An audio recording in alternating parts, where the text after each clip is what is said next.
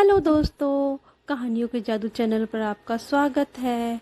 आज मैं बादशाह अकबर और उनके नवरत्न बीरबल से संबंधित एक और कहानी सुना रही हूँ। मेरी कहानी का नाम है रोशनी और छाया। एक दिन बादशाह अकबर किसी बात पर बीरबल से खफा हो गए और उन्होंने बीरबल को अपने राज्य से बेदखल कर दिया। बीरबल बड़े आत्मसम्मानी व्यक्ति थे, इसीलिए उन्होंने भी बादशाह से अपनी सजा माफ कराने की कोई कोशिश नहीं की।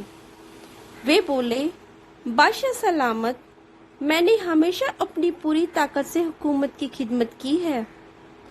आपके हुक्म की तामील करते हुए मैं यह राज्य छोड़कर जा रहा हूँ, लेकिन इस राज्य के लिए मेरी वफादारी हमेशा कायम रहेगी।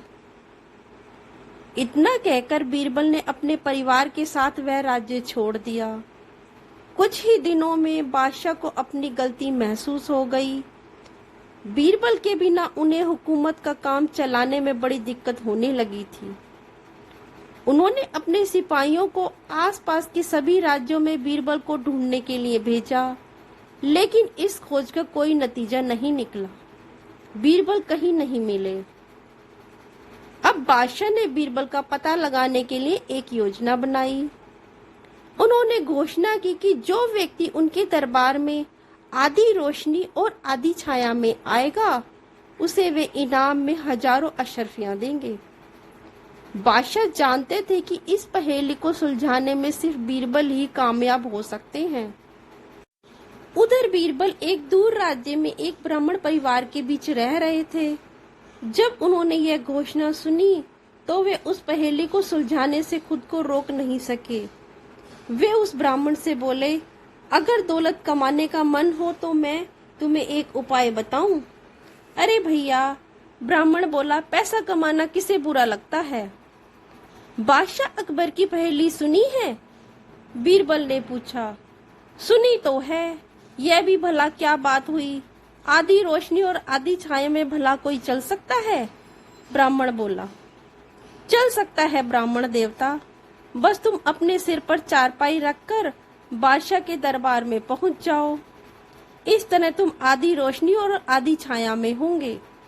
बीरबल बोले। ब्राह्मण ने बिल्कुल वैसा ही किया जैसा बीरबल ने उसे समझाया था।